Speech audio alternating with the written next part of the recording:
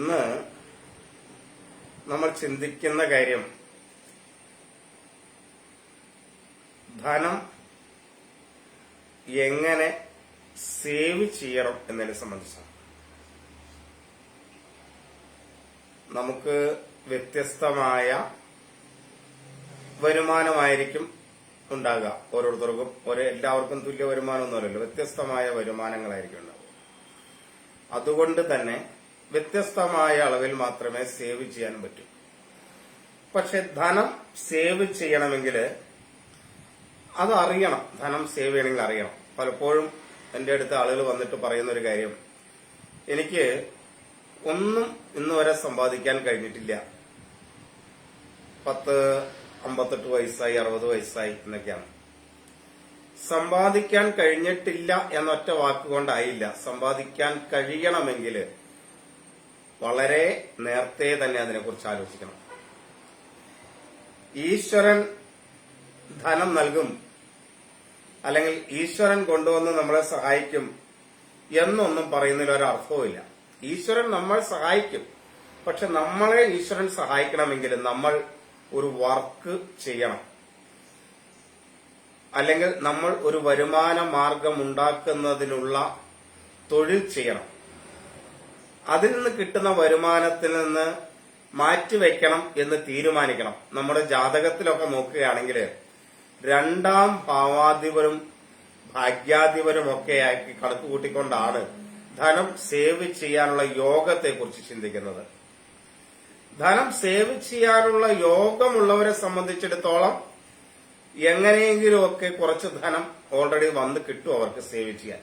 പക്ഷേ ധനം സേവ് ചെയ്യാനുള്ള ഒരു യോഗമില്ലാത്ത ജാതകമാണെന്ന് വിചാരിക്കുക. 2ാം ഭാവത്തില് പാപഗ്രഹം കിടക്കുകയാണ്, ഭാഗ്യഹീനത്വമുള്ള ജാതകമാണ്, തൊഴിൽപരമായി ദുരിതങ്ങൾ അനുഭവിക്കുന്ന ജാതകമാണ്. ഇങ്ങനെയുള്ളവർക്കാണെങ്കിലും എന്തെങ്കിലുമൊക്കെ സേവ് ചെയ്യണ്ടേ? സേവ് ചെയ്തേ പറ്റൂ. കാരണം ഇന്നത്തെ കാലത്ത് ധനം സേവ് ചെയ്ത് വയ്ക്കുക വളരെ അത്യാവശ്യമുള്ള ഒരു കാര്യമാണ്. അതുകൊണ്ട് ഇന്ന് നമ്മൾ സംസാരിക്കുന്നത് എങ്ങനെ ധനം സേവ് ചെയ്യാം എന്നതിനെ കുറിച്ചാണ്. ഞാൻ ആദ്യം നിങ്ങളോട് പറയുന്നത്, എത്ര വരുമാനമുള്ളവരായിക്കൊള്ളട്ടെ, എത്ര വരുമാനം കുറഞ്ഞവരായിക്കൊള്ളട്ടെ, ആദ്യം ഒരു തീരുമാനം എടുക്കണം.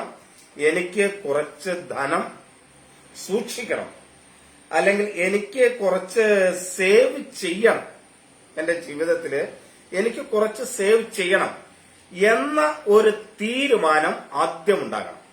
എത്ര ധനമുള്ളവരാണെങ്കിലും ധനം കുറഞ്ഞവരാണെങ്കിലും ആദ്യം ചെയ്യേണ്ട ഒരു കാര്യം അതാണ്.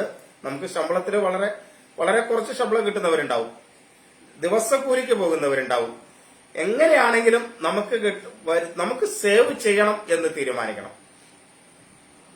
ആ ഒരു തീരുമാനം എടുത്തതിന് ശേഷം രണ്ടാമത് ഉറച്ച തീരുമാനമായിരിക്കണം സേവ് ചെയ്യണമെന്ന തീരുമാനം. രണ്ടാമത് നമ്മൾ ആലോചിക്കേണ്ടത് എനിക്ക് എന്ത് വരുമാനമുണ്ട് എന്ന ആലോചിക്കണം. എന്ത് വരുമാനമുണ്ടെന്ന്. കാരണം എന്താ വെച്ചാല് ഇന്ന് വരെ നമുക്ക് വരുമാനം ഉണ്ടായിരുന്നു, വരുമാനം കിട്ടിയിരുന്നു.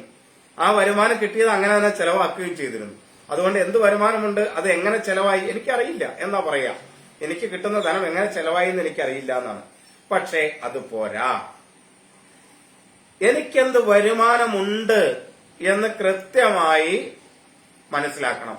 എനിക്ക് എന്ത് വരുമാനം ഉണ്ടാക്കാൻ കഴിയും എന്നും കൃത്യമായി മനസ്സിലാക്കണം. എന്നിട്ട് ഇത് മനസ്സിലാക്കി കഴിഞ്ഞാൽ ഏറ്റവും പ്രധാന പ്രശ്നം തീർന്നു. വരുമാനം എന്താണെന്ന് നമുക്ക് മനസ്സിലാക്കി കഴിഞ്ഞു. പലർക്കും ഒന്നിൽ കൂടുതൽ വരുമാനം ഉണ്ടാവാം, ചിലർക്ക് ഒരു വരുമാനമേ ഉണ്ടാവും. അപ്പൊ ആ ഉള്ള വരുമാനം എന്താണെന്ന് കൃത്യമായി മനസ്സിലാക്കുക. അത് കഴിഞ്ഞാൽ പിന്നെ തീരുമാനമെടുക്കേണ്ടത് എത്ര സേവ് ചെയ്യണം എന്നാണ്. എനിക്ക് ഒരു വർഷം കൊണ്ട് എനിക്ക് ഇത്ര രൂപ സേവ് ചെയ്യണം എന്ന് തീരുമാനിക്കണം.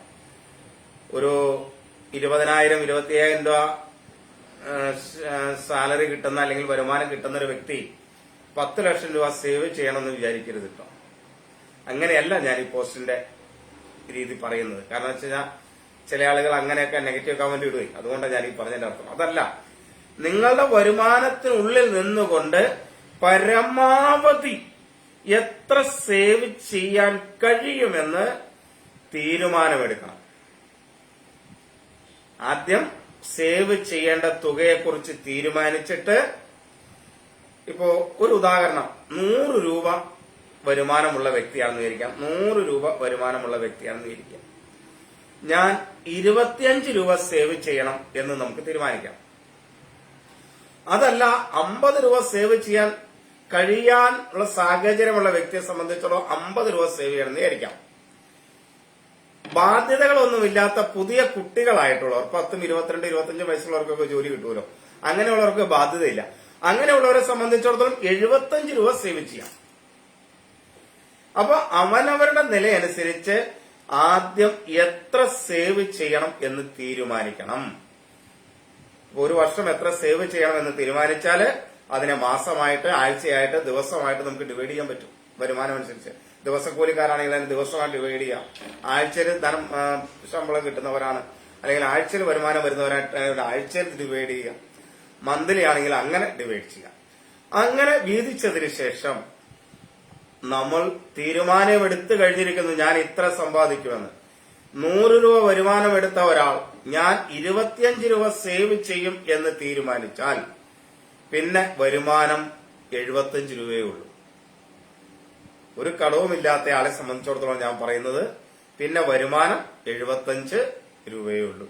ആ 25 രൂപ മാറ്റി വച്ചതിന് ശേഷം ആ 75 രൂപ മാത്രമേ നമ്മൾ വരുമാനമുള്ളൂ എന്ന് തീരുമാനിക്കുക. നമ്മൾ അതനുസരിച്ച് ചെലവാക്കുക. അത് ഉറപ്പിക്കണം. അങ്ങനെ ഉറപ്പിച്ച് സേവ് ചെയ്യുക. അങ്ങനെ നമ്മൾ ഉദ്ദേശിച്ച ധനം കയ്യിൽ സേവ് ആകുന്നത് വരെ, നമ്മൾ ഉദ്ദേശിച്ച ധനം കയ്യിൽ എത്തുന്നത് വരെ നമ്മൾ നമ്മുടെ ചെലവുകളെയും നിയന്ത്രിക്കണം. ഒരു വർഷം കൊണ്ട് നമുക്ക് 1 ലക്ഷം രൂപ സേവ് ചെയ്യണം എന്ന് ആഗ്രഹിച്ചു എന്ന് വിചാരിക്കുക. നമുക്ക് ചിലപ്പോൾ കുറച്ച് ഒരു ലക്ഷം കൊണ്ട്, ഒരു വർഷം കൊണ്ട് 1 ലക്ഷം രൂപ സേവ് ചെയ്യാം. മന്ത്ലി ഒരു 10,000 രൂപ മാറ്റി വയ്ക്കാനുണ്ടെങ്കിൽ ഇടയ്ക്ക് ഒരു 1-2 മാസം നമുക്ക് സേവ് ചെയ്യാൻ പറ്റാത്ത എമർജൻസി പ്രശ്നം വന്നാലും ഒരു 10 മാസം ഉണ്ടെങ്കിൽ 1 ലക്ഷം രൂപ നമുക്കൊരു ഇയറിൽ സേവ് ചെയ്യാൻ പറ്റും.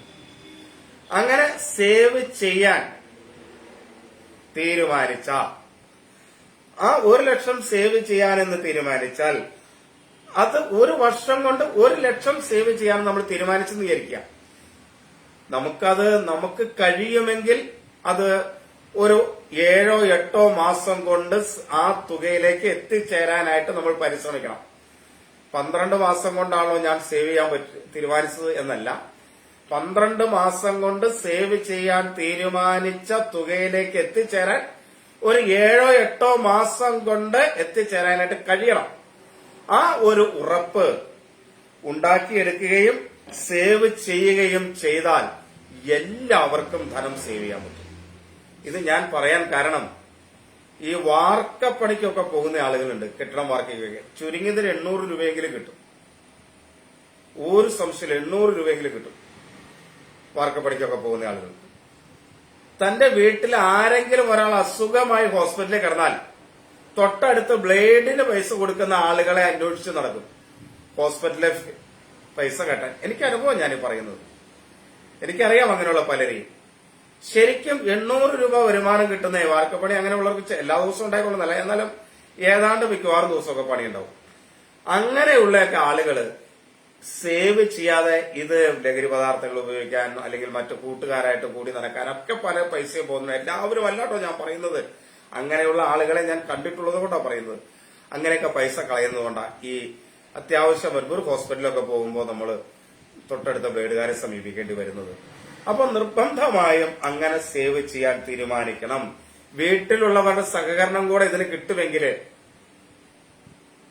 ഈ സേവ് ചെയ്യുന്നതിന് വീട്ടിലുള്ളവർ കൂടെ സഹായിക്കുമെങ്കിൽ, എന്ന് പറഞ്ഞാൽ ഭാര്യയൊക്കെ ഉണ്ടെങ്കിൽ ഭാര്യ ചെലവ് കുറച്ച് മുന്നോട്ട് പോകുമെങ്കിൽ സേവ് കുറച്ചുകൂടി എളുപ്പമായി കിട്ടും. ഇനി കല്യാണം കഴിക്കാത്തവരെ സംബന്ധിച്ചിടത്തോളാണെങ്കിൽ മാതാപിതാക്കൾ മിക്കവാറും അതിന് സഹകരിക്കുന്നവരായിരിക്കും. മക്കൾ, നിങ്ങൾക്ക് കിട്ടുന്ന വരുമാനം അത്യാവശ്യം നിങ്ങൾ സേവ് ചെയ്യൂ, അത്യാവശ്യം നമുക്ക് കിട്ടുന്നത് മതി എന്ന് പറയുന്നതിനായിരിക്കും മാതാപിതാക്കൾ കൂടുതലും. അതുകൊണ്ട് മാതാപിതാക്കൾ കല്യാണമൊന്നും കഴിക്കാത്ത സംബന്ധിച്ച് അത്രയും പ്രശ്നമില്ല. എത്രയും വേഗം കല്യാണം കഴിക്കാത്ത കുട്ടികളാണെങ്കിൽ പോലും ഒരു നിശ്ചിത തുക അവർ ആദ്യം മനസ്സിൽ സേവ് ചെയ്യണം. അതിനുശേഷം മാത്രമേ മറ്റു കാര്യങ്ങൾക്ക് പോകാവൂ. പല കുട്ടികൾ ഒരു 20-25 വയസ്സൊക്കെ ആയ കുട്ടികൾ ആദ്യം ഒരു ജോലി കിട്ടിയാൽ ആദ്യം ചെയ്യുന്നത് നല്ല ഒരു മൊബൈൽ വാങ്ങുക എന്നുള്ളതായിരിക്കും. ആകെ 25,000-ഓ 30,000 ഒക്കെ ശമ്പളം ഉണ്ടാവുള്ളൂ. ഒരു 1.5 ലക്ഷം രൂപയുടെ മൊബൈൽ മേടിച്ച് പോക്കറ്റിലിടും. അത് EMI ആയിട്ടായിരിക്കും മിക്കവാറും എടുക്കുക. അത് കഴിഞ്ഞാൽ പിന്നെ അവർ ചെയ്യുന്നത് ഒരു ബൈക്ക് വാങ്ങുക എന്നായിരിക്കും. നല്ല അടിപൊളി ബൈക്ക് ഒരെണ്ണം വാങ്ങണം എന്നായിരിക്കും. അത് കഴിഞ്ഞാൽ അവർ ചെയ്യുന്നത് പിന്നെ അവര് ഓൾറെഡി പോകും. ഈ ബൈക്കും കാറും വാങ്ങിക്കഴിഞ്ഞാൽ, അല്ലെങ്കിൽ ഈ ബൈക്കും മൊബൈലും ഒക്കെ വാങ്ങിക്കഴിയുമ്പോൾ അവരുടെ ശമ്പളം ഏതാണ്ട് തീർന്നിട്ടുണ്ടാവും. അങ്ങനെയല്ല ചെയ്യേണ്ടത്. നിങ്ങൾ നിങ്ങളുടെ ജീവിതത്തെ ചിട്ടപ്പെടുത്തുന്നതിന് ഇത്ര തുക ഞാൻ സമ്പാദിക്കുമെന്ന് തീരുമാനിച്ച് അത്രയും സേവ് ചെയ്തതിന് ശേഷം മാത്രമേ നിങ്ങൾ ഇതേപോലുള്ള മൊബൈലൊക്കെ ഉപയോഗിക്കാവൂ. 1 ലക്ഷം രൂപയുടെ മൊബൈലാണെങ്കിലും ഒരു 25,000 രൂപയുടെ മൊബൈലാണെങ്കിലും നമുക്ക് കാര്യങ്ങളൊക്കെ ഒരേപോലെ തന്നെ നടക്കും.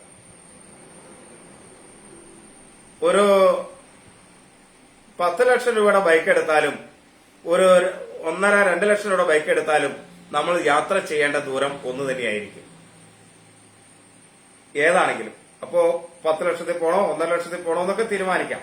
അങ്ങനെ നമ്മൾ സേവ് ചെയ്ത് സമ്പാദിച്ചതിന് ശേഷം മാത്രമേ നമ്മൾ നമ്മളുടെ ജീവിതം സുഖകരമാക്കുന്നതിന് വേണ്ടിയുള്ള ശ്രമത്തിലേക്ക് എത്തിച്ചേരാവൂ. എപ്പോഴും ഒരു ഭാഗം പ്രധാനമായും സേവ് ചെയ്തിരിക്കണം.